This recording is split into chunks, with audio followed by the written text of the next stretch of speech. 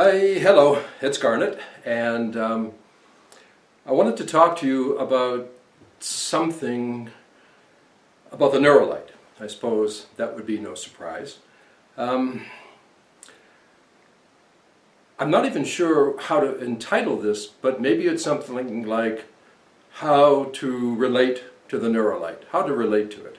Now, I don't know exactly what I'm going to say. It's been more of a kind of a thing running through my mind over time, and let's just see how it goes.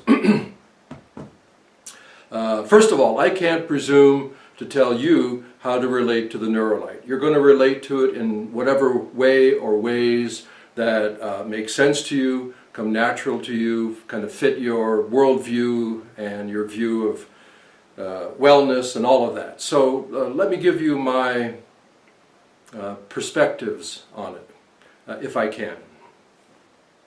Of course, I have a sensitive relationship to the Neuro Light. The premise is something that I developed, the design concepts, the technical compositions, the whole thing. So, you know, when I see the Neuro Light, I kind of see it from the inside out, I guess you'd say. Okay, analogies. Also not a surprise. I think in many ways, if we look at maybe the meditation experience, as well as perhaps the physical exercise experience, not to say this is complete, but I find myself thinking about it in this way. I've practiced different forms of meditation throughout my adult life. I've had different teachers, and I know for myself and many people that I've been around and throughout time that I've had an ever maturing appreciation of the nature of meditation. And of course I know there are many forms of meditation, so it's not so simple. But I think in the beginning, and I'll speak in generalities here, in the beginning there's a tendency to expect something that's kind of, you know, mystical in a magical way.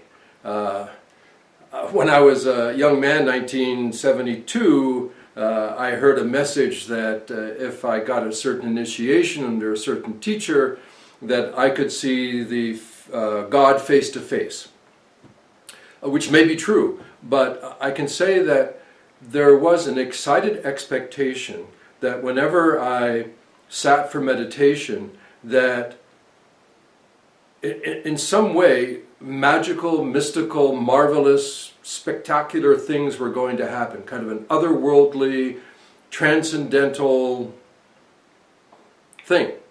And for any of you that have practiced meditation, you know those are possibilities. I can say I've had extraordinary experiences relative to my common experience, if you can compare them.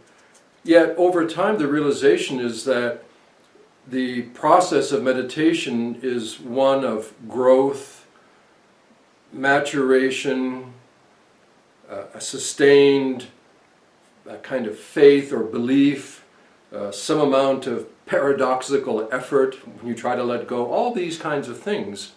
And also the earlier tendencies to rate my meditation experience. Oh, that was a good meditation, or that was so-so, or that wasn't a very good meditation.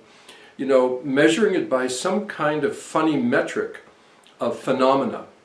Anything that had the sense of being different or, you know, exciting or all these kinds of things. So I think of it like the process of meditation and maturing in meditation and the kinds of experiences that certainly evolve with sustained meditation. Okay, then there's physical exercise. You know, similar but not. The idea is, again, that there's benefit there. There are principles. Not always doing an exercise that has to feel good. Sometimes exercise doesn't feel very good.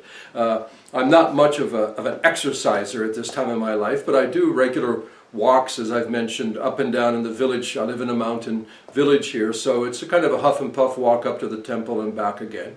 And I sometimes have to push myself. The beginning of it doesn't feel very good, and then after a while, so this is better. So, how to relate to the Neuro Light? For any number of reasons. Some of them maybe just innate to our psychology, maybe information we've gotten from different sources. It's this issue of expectation that when you do the light and sound, when you do the Neuro Light, I think there's a tendency to want to kind of rate it on kind of the degree of spectacular or amazing or something, the specialness, as though it was in and of itself and at that time going to be a life changer. And maybe it is, it can be, but normally these kinds of things fit into the natural qualities of growth and learning. It's not a different reality, and I suppose at least some of us have had different kinds of exciting experiences using hallucinogens. I did when I was in university. They were always fantastic for me. Did they really change my life? Well, sort of, in the sense that I got some proof that some pretty dramatic altered states of consciousness were possible. And I think my mistake in the early days was thinking that suddenly the key to heaven was going to unlock, and that particular experience was going to be it. I think there's benefit in all of these things. Controversially, in some cases, of course, benefit even with hallucinogens. But the measured weight of learning, neuroplasticity, is what this is all about. And my encouragement is to focus as much as you can, to the degree of your understanding, focus on the neuroplastic aspect of introducing information. It's a learning process. And when you have the light sound compositions with the Neuro Light, it's informing the brain. It's trying to show the brain what certain signal sets are like. It's kind of a dance teacher. But in and of itself, the lesson, the dance lesson, could be an amazing insight into the tango. And you can have the most fun you've ever had when you kind of got the rhythm. Or it can be kind of confusing and a little bit of labor. These things are all a process of natural discovery. It's the exploration process, the learning process. Fritz Perls, some of you may or may not know who he was, famous in the human potential movement times and Gestalt therapy and so on. He said that in learning that you should expect to encounter what he framed creative frustration. It's that transition from not knowing to knowing.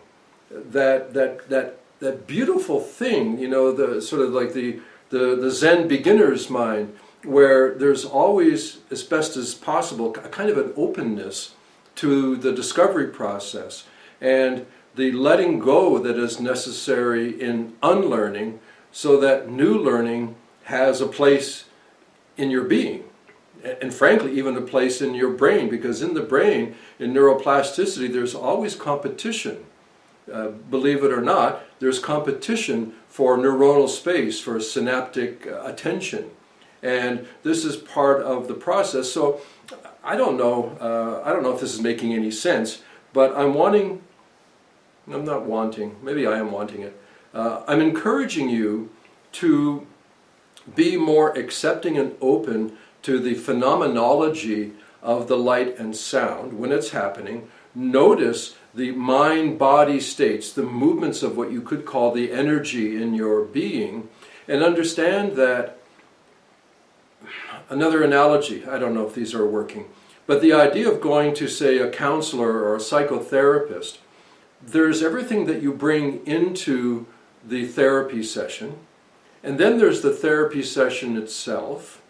And then there's what comes out from the session into your life. And it's this flow where the therapy session is a part of your life. And the whole purpose of the therapy session is to help better understand that flow before, during, and after, so that, most importantly, whatever benefits you get in the therapy session need to be integrated in a practical sense in your day-to-day life. Now, you can be fantastic in the therapy session, have all sorts of understandings and insights into your behavior, but if you don't recognize that it's in a continuum, that before, during, and after, and then kind of a cycle back to another session, I see it as a circle, and I've said this before, where there's before the session, during the session, after the session, and then leading back into the next session, before, during, and it's a circle, but it's not a circle going round and round endlessly. It's a circle that forms a spiral that keeps on going up and up and up. So I can tell you, when I had Neuro Light sessions earlier today. I ended up doing 3 11-minute sessions. It was earlier in the day. Frankly, I pretty much top off at 2 11-minute sessions with a pause for myself. Maybe it's my age, maybe it's my, I don't know, my body height, who knows why, but that's good for me. Because what I noticed then is that it feels to be more in the flow of my life instead of thinking that it's something outside of my life. Like I don't go off to some, alien ultra-planet dimension and have this experience and think I'm going to light up my Christmas tree and come back and be forever different. Although I'm open to the possibility of one of those life-changing moments, they can happen. Lots of times in the Neuro Light sessions I feel, clickety-click, but again, as a kind of a dubious analogy, going back to hallucinogens, where during the experience there can be so much seeming insight that may not be insightful at all. This is part of the nature of moving into uncommon states, which happens in the Neuro Light. That's part of the design. I've talked about that before in stable and unstable. You can check out that video if you want. Stable brain, unstable brain. But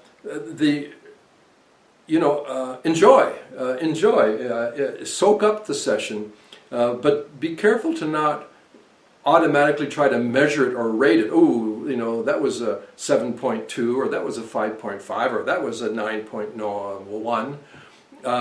Be careful about that, because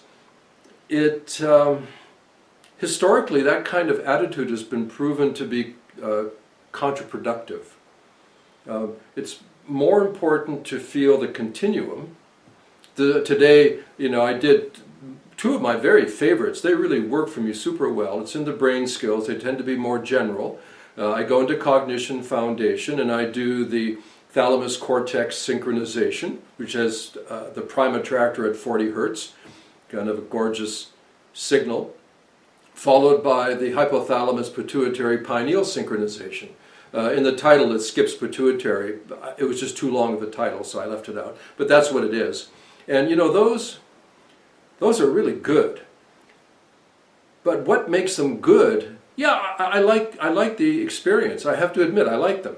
And that's good, it's not bad. But I'm careful to not, as best I can, to not try to think of them as being separate from my experience. I notice what I come into the session with, my expectations. I notice that. And then even in the session, how the bubbity-ball can come in and out and start to whatever, do the things that it does. And then afterwards, what is the expectation afterwards? What is supposed to be the result, the effect? In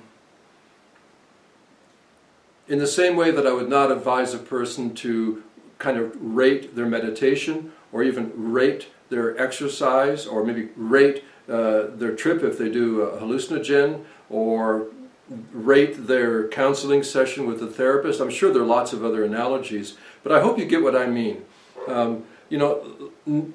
Let it be normal, even if it's not normal. Let it be natural, even if it seems supernatural. Let it be common, even if it seems uncommon. It goes on and on. let it be, I guess, is not an entirely original bit of advice. I'd love to know how you relate to the Neuro Light. Maybe, you know, we can do some Facebook postings about that or something.